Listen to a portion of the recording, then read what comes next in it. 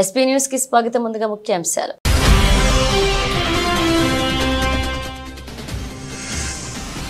అసభ్యకర రీతిలో పోస్ట్ పెట్టి అవమానించారంటూ మంత్రి కొండా సురేఖ కంటతడి. బీఆర్ఎస్ క్షమాపణ చెప్పాలని డిమాండ్ చేసిన మంత్రులు సీతక్క, పొన్నం ప్రభాకర్.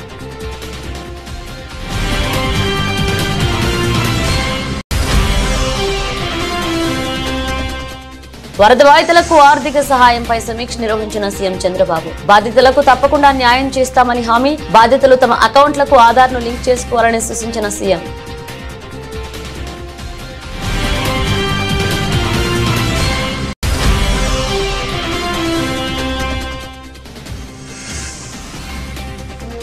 ఆసుపత్రిలో చేరిన బీఆర్ఎస్ ఎమ్మెల్సీ కవిత. కొంతకాలంగా పలు ఆరోగ్య సమస్యలతో బాధపడుతున్న కవిత.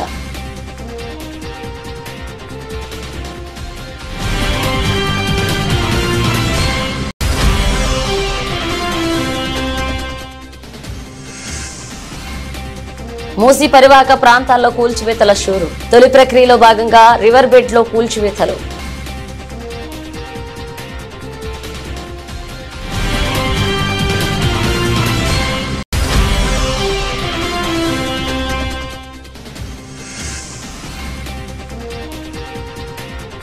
చరిత్ర సృష్టించిన టీమిండియా. టెస్టుల్లో 90 సిక్సర్ల మైలురాయిని అందుకున్న తొలి జట్టుగా అవతరణ.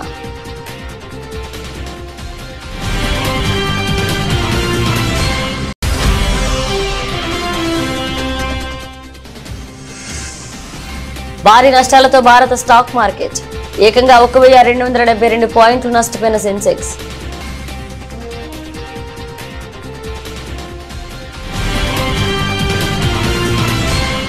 జిల్లా ఇన్ఛార్జ్ మంత్రిగా తాను మెదక్ వెళ్లినప్పుడు చేనేత కార్మికుల సమస్యలను చెబుతూ బీజేపీ ఎంపీ రఘునందన్ రావు గౌరవ సూచకంగా తనకు ఒక నూలు దండ వేస్తే దాన్ని బీఆర్ఎస్ సోషల్ మీడియా అసభ్యకరంగా ట్రోల్ చేసిందంటూ మంత్రి కొండా సురేఖ కన్నీళ్లు పెట్టుకున్నారు. ఈ ట్రోలింగ్ చూసి గడిచిన 2 రోజులుగా తనకు అన్నం సహించడం లేదని, నిద్ర పట్టట్లేదని ఆవేదన వ్యక్తం చేశారు. గాంధీ భవన్లో మీడియా సమావేశంలో మాట్లాడిన ఆమె కేటీఆర్, హరీష్ రావు ఇంట్లో ఆడవాళ్లపైన ఇలాంటి ట్రోలింగ్ చేస్తే వారికి ఎలా ఉంటుందని ప్రశ్నించారు. రఘునందన్ రావు తనకు సోదర సమానుడని, ఆయన తనకు ఫోన్ చేసి బాధపడ్డారని వెల్లడించారు. తనపై అసభ్యకరంగా పెట్టిన పోస్టుల్లో డిపి హరీష్ రావు ఉందన్నారు. తనపైన జరిగిన ట్రోలింగ్ కు హరీష్, కేటీఆర్ లో క్షమాపణ చెప్పాలన్నారు. మరొక వైపు తిమ్మాపూర్ మండలం మహాత్మానగర్ లో సీతక్క మాట్లాడుతూ మంత్రి కొండా సురేఖను ట్రోల్ చేస్తూ బీఆర్ఎస్ పార్టీ వారు సోషల్ మీడియాలో అసభ్యంగా పోస్టులు పెట్టారని, అందుకు ఆ పార్టీ వారు సురేఖకు బేషరతుగా క్షమాపణ చెప్పాలని డిమాండ్ చేశారు. కొండా సురేఖపై పోస్టులు పెట్టిన వారిని పార్టీలో నుంచి బహిష్కరించాలని మంత్రి పొన్నం ప్రభాకర్ డిమాండ్ చేశారు. ఒక గౌరవప్రదమైనటువంటి మంత్రి అయిన నన్ను కూడా ఈరోజు అసభ్య పదజాలంతో సోషల్ మీడియాలో ట్రోల్ చేయడం అనేది, ట్వీట్ చేయడం అనేది నేను జీర్ణించుకోలేకపోతూ ఈరోజు ఈ వేదిక మీద నుంచి టీఆర్ఎస్ నాయకులను, కేటీఆర్ ని, హరీష్ రావుని, కేసీఆర్ ని అందరినీ ఒకటే ప్రశ్నిస్తా ఉన్నాను. మీ ఇంట్లో ఆడవాళ్ళు ఉన్నారు, ఇదే పద్ధతిలో మీ ఇంటి ఆడవాళ్ల మీద ట్రోల్ చేస్తే ఏ విధంగా ఉంటుందో ఒక్కసారి ఆలోచించాల్సిన అవసరం ఉన్నది. మీరు 10 సంవత్సరాలు మంత్రులుగా ఉన్నారు, అధికారంలో ఉన్నారు. మహిళలకు గౌరవం ఇవ్వాల్సిన అవసరం మీకున్నది. మహిళలకు ఉచిత బస్సు పెడితే 100 కేటీఆర్ నేను ఒక్కటి అడుగుతా, ఇది తీసుకెళ్లి నీ చెల్లెకు చూపెట్టు కరెక్ట్ అని చెప్తుందా, నీ తల్లికి చూపెట్టు కరెక్ట్ అని చెప్తుందా, నీకు ఇంకెవరైనా మీ చుట్టాలుంటే మహిళలకు చూపెట్టు కరెక్ట్ అని చెప్తుందా? ఇది ఇంత దారుణంగా ఇటువంటి పోస్టులు పెట్టి ఒక గిరిజన మహిళను, ఒక బీసీ మహిళ, నేను ఒక బీసీ మహిళ విజయలక్ష్మి గారిని ఈరోజు ఇంత అవమానంగా, ఇంత అసభ్యంగా మమ్మల్ని ప్రచారం చేయడం అనేది చాలా దారుణం. కాబట్టి దీన్ని తీవ్రంగా ఖండిస్తూ మరి దీన్ని మేము ఆల్రెడీ సైబర్ క్రైమ్ కు ఇవ్వడం జరిగింది. సైబర్ క్రైమ్ వారు తప్పకుండా యాక్షన్ తీసుకు. నిన్న మా జిల్లా సోదరిమణి కొండా సురేఖ మంత్రి గారు అక్కడ ఒక ఎంపీ గారు మెడలో ఆమెకు దండేసిండు, కండువ చేనేత నూలు దండేసిండు. దాన్ని షాదీ కళ్యాణం లక్ష్యం పంచిర్రు అని ఇట్లా అట్లని ఒక సెటైర్లు. ఎంత దారుణం అంటే ఆడవాళ్ళంగా రాజకీయాలలో ఉండాలా వద్దా, అసలు ఏం చేస్తే కరెక్ట్, ఏం చేయకుంటే మా పని మేము చేసుకున్నాం, మమ్మల్ని వెంటబడి వేధిస్తోంది బీఆర్ఎస్ పార్టీ. అరే మీ ఇళ్లలో ఆడకూతురు లేరా? ఇంత దుర్మార్గంగానా?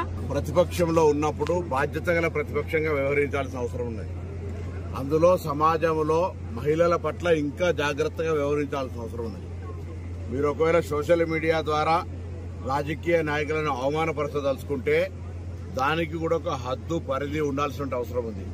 కానీ ఈరోజు ఒక ఇటువంటి పొలిటికల్ యాక్టివిటీలో జిల్లా మంత్రిగా ఒక కార్యక్రమంలో పాల్గొనే సందర్భంలో మరొక ప్రజాప్రతినిధి గౌరవ సూచకంగా ఒక మాల ధరింపజేస్తే కూడా దానిపైన సెటార్లు వేసి అది అవమానపరిచే విధంగా మొత్తం మహిళా జాతిని అవమానపరిచే విధంగా మరి పోస్టులు పెట్టి దాన్ని పబ్లిసిటీ చేస్తున్నటువంటి వాళ్ళ పట్ల తీవ్రంగా ఖండిస్తా ఉన్నాం. ఇది మంచి పద్ధతి కాదు. రాష్ట్రంలో భారీ వర్షాలు వరదలకు నష్టపోయిన ప్రజలకు అందిన పరిహారంపై ముఖ్యమంత్రి నారా చంద్రబాబు నాయుడు సచివాలయంలో సమీక్ష చేశారు. ఇప్పటి వరకు అందిన సాయం, లబ్ధిదారుల సమస్యలు, ఫిర్యాదులపై అధికారులు ముఖ్యమంత్రికి వివరించారు.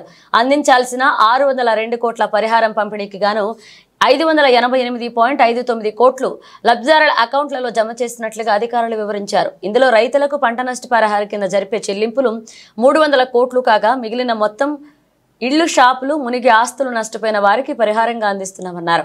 ఇక ప్రభుత్వం బాధితుల అకౌంట్లకు నగదు డీడీటీ పద్ధతిలో అందించగా అందులో 97% మంది లబ్ధిదారులు అకౌంట్లకు పరిహారం జమ అయిందని అధికారులు వివరించారు. అయితే 22,185 మంది లబ్ధిదారులకు సంబంధించి బ్యాంక్ అకౌంట్ల లోపాలు, సాంకేతిక సమస్యల కారణంగా నగదు జమ అవ్వలేదని అధికారులు వివరించారు.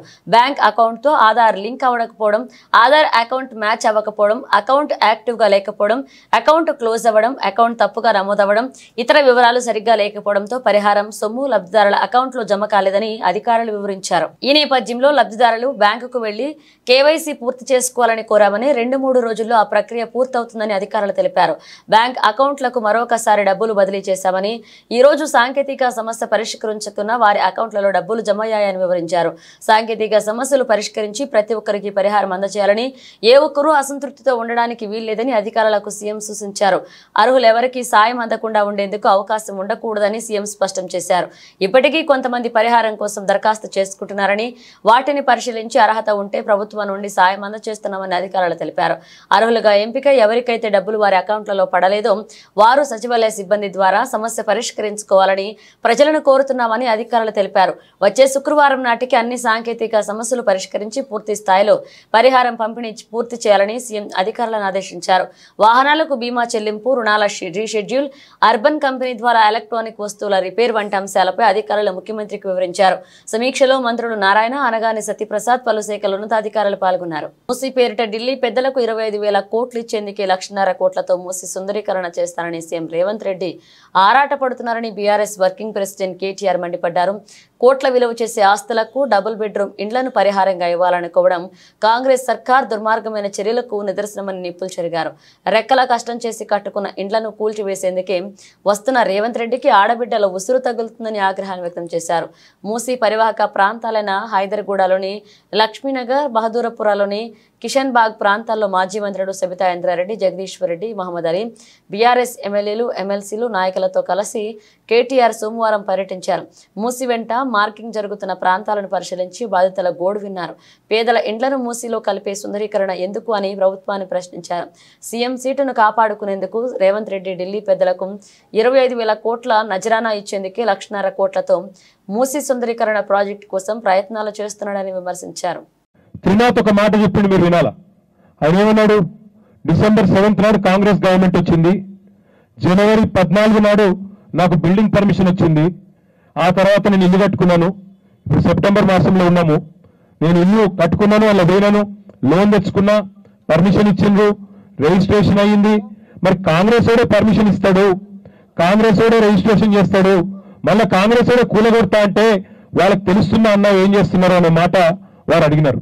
నిజంగా కూడా ఈరోజు ఒక్క త్రినాథ్ సమస్యనే కాదు, నిన్నగాక మొన్న నేను చూసిన 3 రోజుల కింద రిజిస్ట్రేషన్ అయింది, సరిగ్గా 3 రోజుల కిందట. 3 రోజుల తర్వాత హైడ్రా వచ్చి ఆ ఇల్లు కూలగొట్టింది.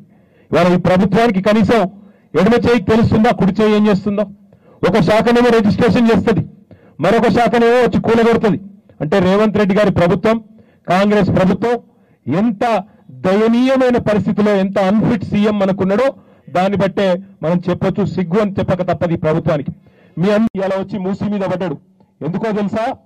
కుర్చీ కాపాడుకోవడానికి ఢిల్లీకి 1,50,000 కోట్ల రూపాయలలో ఢిల్లీకి ఒక 25,000 కోట్ల మూటను ఢిల్లీ కాంగ్రెస్ కు పంపడానికే మీ అందరినీ ఇవాళ ఇక్కడ నుంచి తరిమేసే ప్రయత్నం చేస్తా ఉన్నాడు.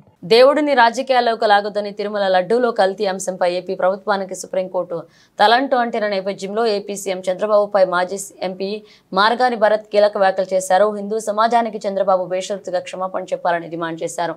బాధ్యతాయుతమైన పదవిలో ఉన్న వ్యక్తి ఈ రకంగా మాట్లాడితే పారదర్శకత ఏముంటుందని ప్రశ్నించారు. తూర్పు గోదావరి జిల్లా వైసీపీ కార్యాలయంలో మంగళవారం నిర్వహించిన మీడియా సమావేశంలో మార్గాని భరత్ మాట్లాడారు. తిరుమల లడ్డూ వివాదంపై వైఎస్ జగన్ ఏ అంశాల గురించి మాట్లాడారో అవే అంశాలను సుప్రీంకోర్టు ప్రస్తావించిందని గుర్తు చేశారు. చివరకు సత్యమే గెలుస్తుందని అభిప్రాయం వ్యక్తం చేశారు. శ్రీవారి లడ్డూపై చంద్రబాబు చేసిన ఆరోపణలపై హిందూ సమాజానికి బేషరతుగా క్షమాపణ చెప్పాలని డిమాండ్ చేశారు. నిన్న సుప్రీంకోర్టు కూడా క్లియర్గా అంశం అయితే దేవుణ్ణి రాజకీయాల్లోకి లాగవద్దనే ఒక అంశం.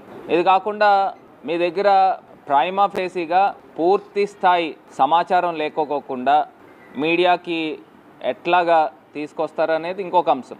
అదే రకంగా తిరుమల తిరుపతి దేవస్థానం ఈఓకి సంబంధించి అంశాలు ఏమేమి మాట్లాడారు అనేది కూడా ఆయన ఫస్ట్ స్టేట్మెంటు, సెకండ్ స్టేట్మెంటు, అదేవిధంగా కాన్స్టిట్యూషనల్ పవర్స్లో ఉన్న చంద్రబాబు నాయుడు గారు ఏ రకంగా మీడియాకి ఎంతో పవిత్రమైన తిరుమల తిరుపతి దేవస్థానం యొక్క సెంటిమెంట్ని ఏ రకంగా దెబ్బతీస్తూ ఉన్నాడు అనేది అర్థమవుతుంది. సాక్షాత్తు మాజీ ముఖ్యమంత్రి వర్యులు జగన్మోహన్ రెడ్డి గారు ఏదైతే పేర్కొన్నారో అవన్నీ కూడా సుప్రీంకోర్టు న్యాయవాదులు, సుప్రీంకోర్టు జస్టిస్లు కూడా అవే అంశాల గురించి కూడా పేర్కొన్నారు. ప్రధానంగా సెకండ్ ఒపీనియన్ మనకు అందరికీ తెలిసిందే అండి. ఇది ఎవరైనా ఎవరు రాజకీయం చేస్తున్నారు, ఎవరు వాస్తవాలు మాట్లాడుతున్నారు. సో ఖచ్చితంగా అంతిమంగా సత్యమే గెలుస్తుంది. సత్యమేవ జయతే, ఖచ్చితంగా గెలుస్తుంది. బీఆర్ఎస్ ఎమ్మెల్సీ కేసీఆర్ కూతురు కవిత మంగళవారం ఆసుపత్రిలో చేరారు. కొంతకాలంగా కవిత పలు అనారోగ్య సమస్యలతో బాధపడుతున్నారని, వైద్య పరీక్షల కోసం ఆసుపత్రిలో చేరారని పార్టీ వర్గాలు తెలిపాయి. నగరంలోని ఓ ప్రముఖ ఆసుపత్రికి కవిత వెళ్లారు. కవిత ఆసుపత్రిలోకి వెళ్తున్న వీడియో ఒకటి బయటకు వచ్చింది. కాగా సాయంత్రం వరకు వైద్యులు ఆమెకు వివిధ పరీక్షలు చేయనున్నట్లుగా సమాచారం. ఢిల్లీ లిక్కర్ పాలసీ స్కామ్ కేసులో కవిత ఇటీవలే వరకు తిహార్ జైల్లో గడిపిన విషయం తెలిసిందే. అప్పటి నుంచి కవితను అనారోగ్య సమస్యలు చుట్టుముట్టాయని, జైల్లోనే ఆమె చికిత్స తీసుకున్నారని బీఆర్ఎస్ వర్గాలు తెలియజేశాయి. కోర్టు సూచనలతో జైలు అధికారులు కవితను ఎయిమ్స్ కు తీసుకువెళ్లి చికిత్స చేయించారు. కాగా ఎమ్మెల్సీ కవిత గైనిక్ సమస్యలు, జ్వరంతో బాధపడుతున్నట్లుగా తెలుస్తోంది. గుంటూరు కలెక్టరేట్ కార్యాలయం వద్ద ఆంధ్రప్రదేశ్ వాలంటీర్స్ అసోసియేషన్ నిరసన కార్యక్రమాన్ని చేపట్టింది. ఇందులో భాగంగా అసోసియేషన్ రాష్ట్ర కార్యదర్శి చైతన్య మాట్లాడుతూ చంద్రబాబు ఇచ్చిన హామీలకు అనుగుణంగా వాలంటీర్లకు ఉద్యోగ భద్రత కల్పించాలని, 10,000 జీతం ఇవ్వాలని డిమాండ్ చేశారు. ఏఐవైఎఫ్ జిల్లా కార్యదర్శి వలి మాట్లాడుతూ వాలంటీర్లకు న్యాయం చేయని పక్షంలో సీఎం ఇంటిని ముట్టడిస్తామన్నారు.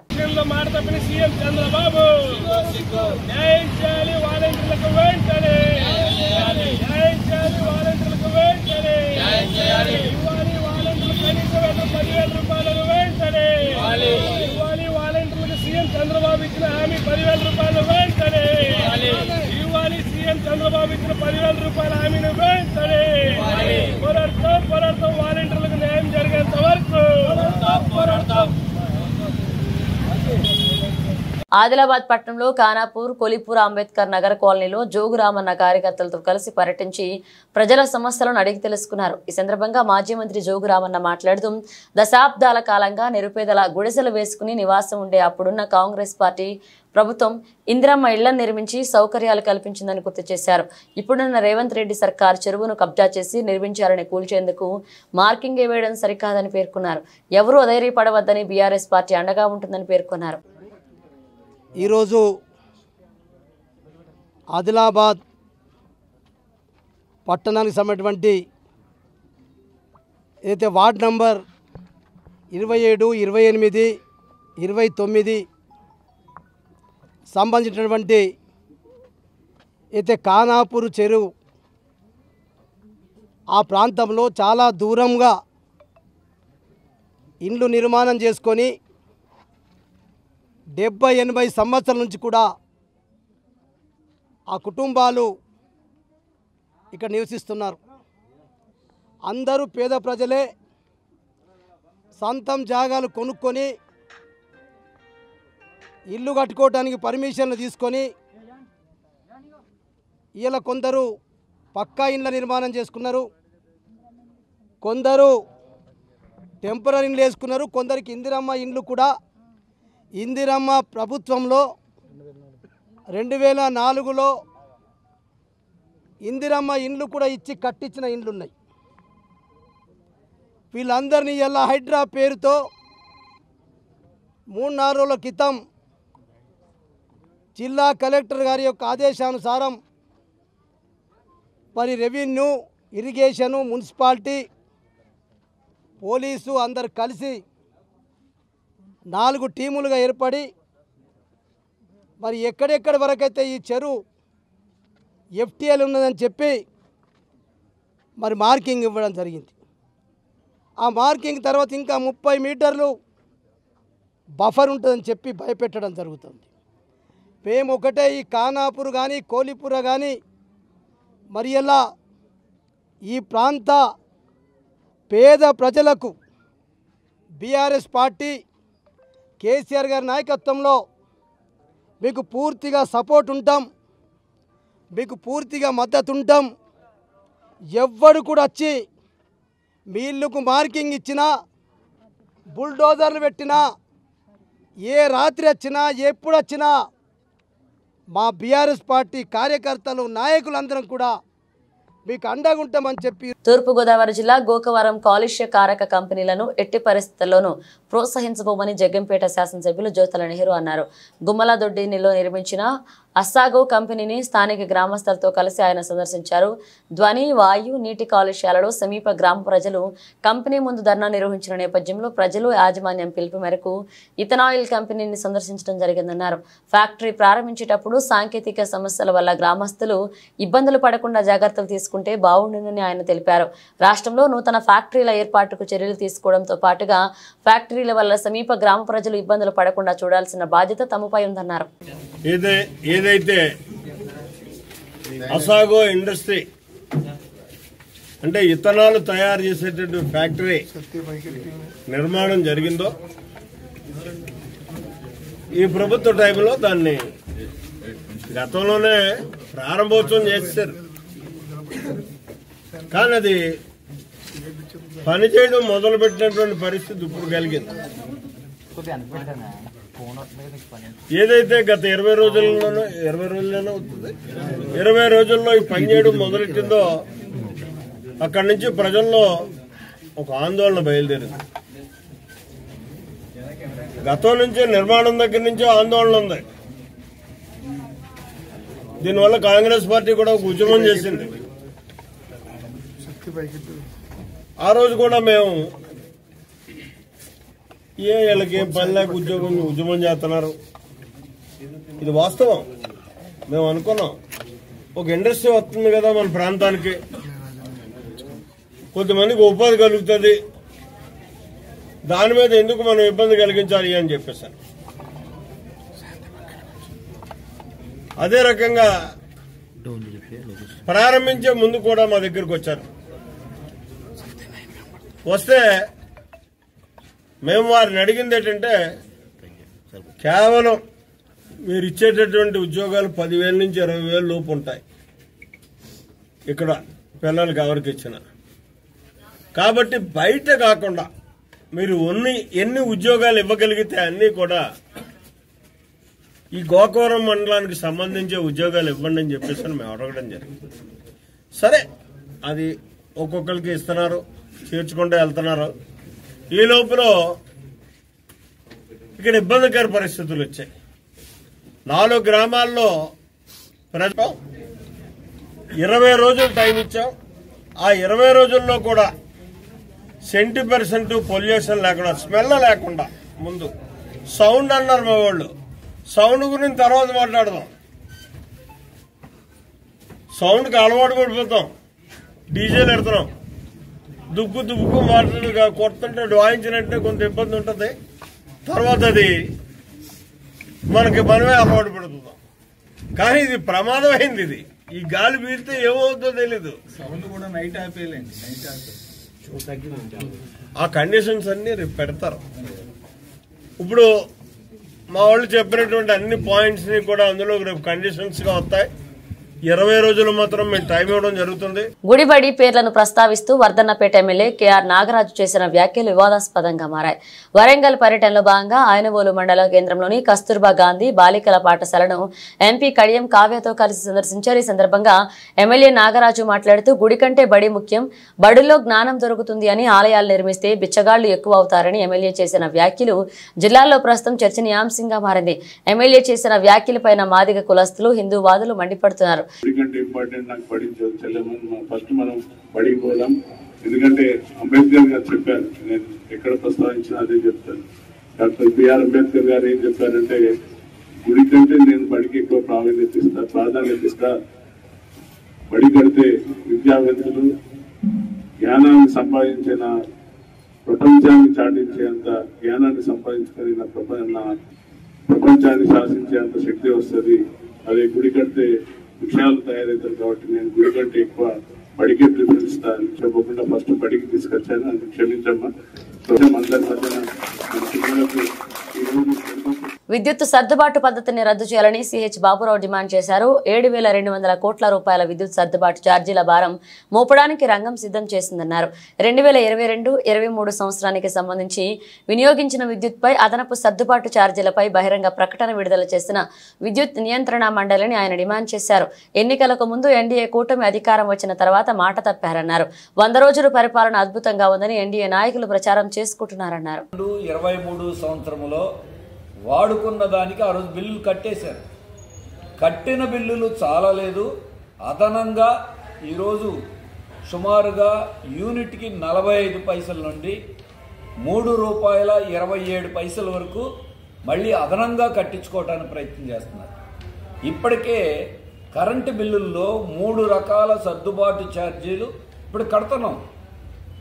ఆ సర్దుబాటు ఛార్జీల విధానమే రద్దు చేయాలని ప్రజలందరూ కోరుతూ ఉంటే మేము భారం వేయమని చెప్పి మళ్ళీ 100 రోజులు తిరక్కముందే ఈ గవర్నమెంట్ కూడా విద్యుత్ నియంత్రణ మండలి ద్వారా గతంలో వాడుకున్న దానికి వసూలు చేయటం అనేటువంటిది ఆ ప్రతిపాదనలు పెట్టడం, ఇది పూర్తిగా మాట తప్పడం తప్ప ఇంకొకటి కాదు. అంతేకాదు గతం ఇప్పటికే విద్యుత్ భారం చాలా ఎక్కువ ఉంది. ఉన్న భారాలు తగ్గించాలి. తగ్గించకపోగా అదనంగా వేయటం అంటే అసలు ఈ విధానం ఏంటి?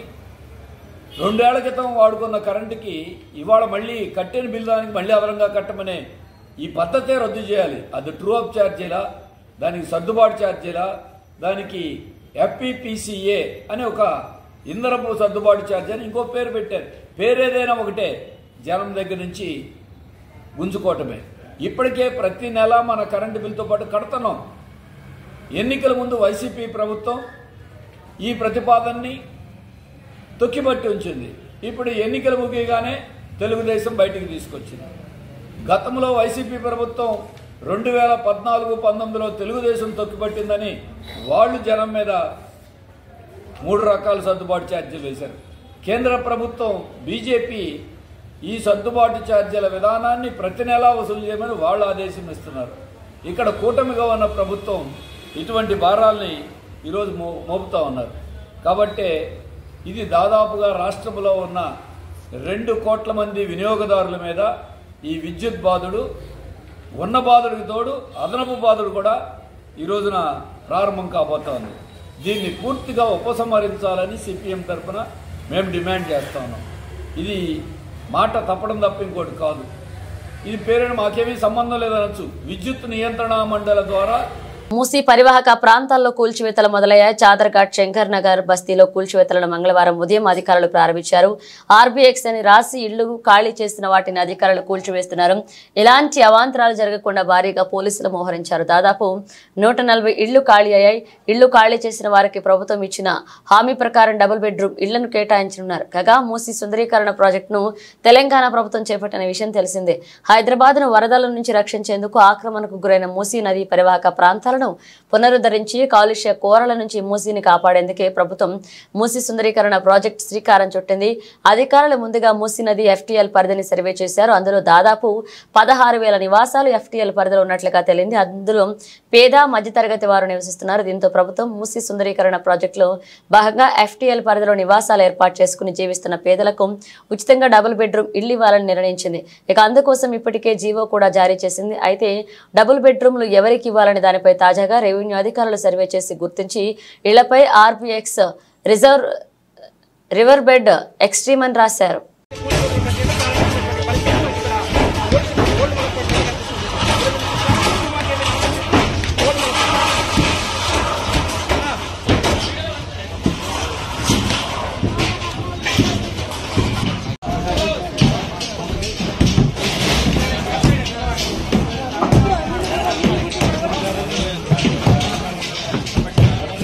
కాన్పూర్ వేదికగా బంగ్లాదేశ్ లో జరుగుతున్న 2వ టెస్ట్ మ్యాచ్ తొలి ఇన్నింగ్స్ లో భారత బ్యాటర్లు T20 తరహా బ్యాటింగ్ చేశారు. కేవలం 34.4 ఓవర్లలోనే 285 స్కోర్ బాది ఇన్నింగ్స్ ను డిక్లేర్ చేశారు. ఈ క్రమంలో టీమిండియా సరికొత్త ఆల్ టైమ్ రికార్డును నెలకొల్పింది. ప్రపంచ టెస్ట్ క్రికెట్ లో ఒక క్యాలెండర్ ఏడాదిలో 90 సిక్సర్లు మైలురాయిని చేరుకున్న మొట్టమొదటి జట్టుగా భారత్ అవతరించింది. కాన్పూర్ టెస్ట్ 4వ రోజున భారత తొలి ఇన్నింగ్స్ బ్యాటింగ్ చేయగా ఓపెనర్లు రోహిత్ శర్మ, SSP జైస్వాల్ చెలరేగి ఆడారు. బంగ్లాదేశ్ బౌలర్లను చితకొట్టారు. బ్యాటింగ్ ఆరంభంలోనే రోహిత్ శర్మ 3 సిక్సర్లు, జైస్వాల్ 2 సిక్సర్లు బాదారు. వీరిద్దరి తాటికి భారత్ తొలి 3 ఓవర్లలోనే 55 పరుగుల స్కోర్ అందుకుంది. ఆ తర్వాత KL రాహుల్, ఆకాష్ దీప్ చెరో 2, కోహ్లీ, శుభమాన్ గిల్ చెరో 1 చొప్పున సిక్సర్లు బాదారు. దీంతో ఈ ఏడాది టెస్ట్ లో భారత్ అందుకున్న సిక్సర్ల సంఖ్య 90కి చేరింది. దీంతో ఇంగ్లాండ్ రికార్డును భారత్ బద్దలు కొట్టింది. 2022లో ఇంగ్లాండ్ 89 సిక్సర్లు సాధించగా ఆ రికార్డును భారత్ చెరిపివేసింది.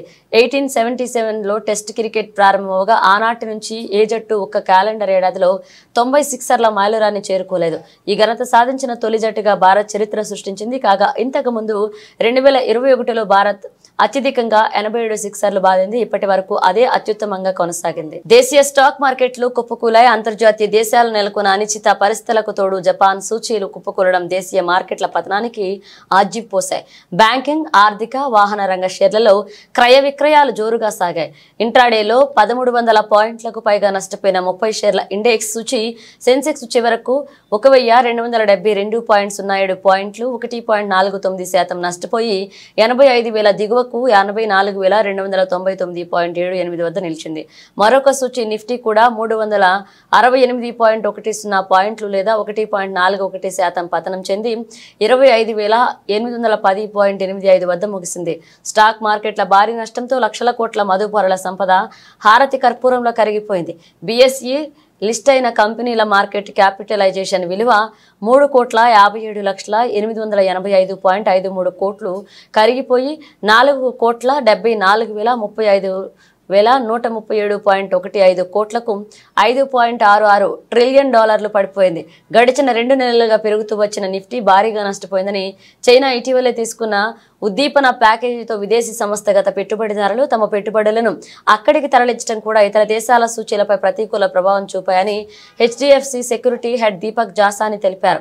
ఈ ఏడాది చివరి నాటికి సెన్సెక్స్ 1,00,000 పాయింట్లకు చేరుకునే అవకాశాలున్నాయని మార్కెట్ పండితులు అంచనా వేస్తున్నారు. దేశ ఆర్థిక వ్యవస్థ మరింత బలోపేతం అవుతుండడం ఇందుకు కారణమన్నారు. గడిచిన 3 నెలల్లో సూచీ 18% రిటర్ను పంచడంతో ఈ ఏడాది చివరి నాటికి 1,00,000 పాయింట్లకు చేరుకోవడం పెద్ద కష్టమేమీ కాదని veteran emerging market investor Mark Mobius తన అభిప్రాయాన్ని వ్యక్తం చేశారు. 2015 తర్వాత ఒక ఏడాది ఇంత స్థాయిలో రిటర్న్లు పంచడం ఇదే తొలిసారి అన్నారు. బులెటిన్ ముగించే ముందు హెడ్లైన్స్ మరోసారి.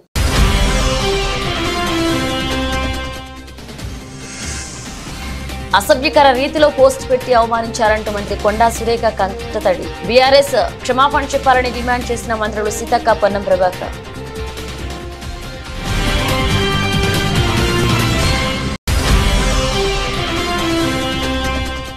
వరద బాధితులకు ఆర్థిక సహాయంపై సమీక్ష నిర్వహించిన సీఎం చంద్రబాబు. బాధితులకు తప్పకుండా న్యాయం చేస్తామని హామీ. బాధితులు తమ అకౌంట్లకు ఆధార్ను లింక్ చేసుకోవాలని సూచించిన సీఎం.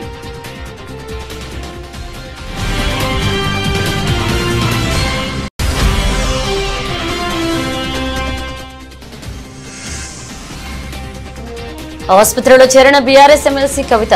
కొంతకాలంగా పలు ఆరోగ్య సమస్యలతో బాధపడుతున్న కవిత.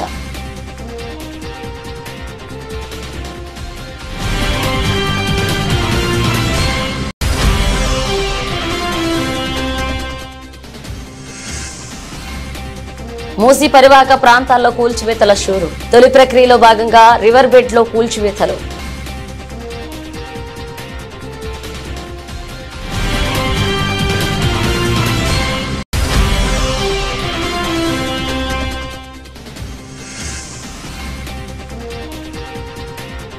చరిత్ర సృష్టించిన టీమిండియా టెస్టుల్లో 90 సిక్సర్ల మైలురాయిని అందుకున్న తొలి జట్టుగా అవతరణ.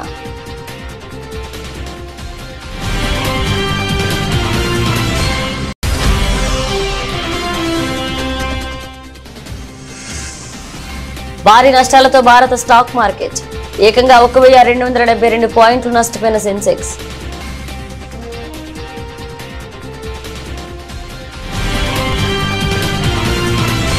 ఇవి బులెటిన్ అప్డేట్స్. మరిన్ని అప్డేట్స్ తో మళ్ళీ కలుద్దాం.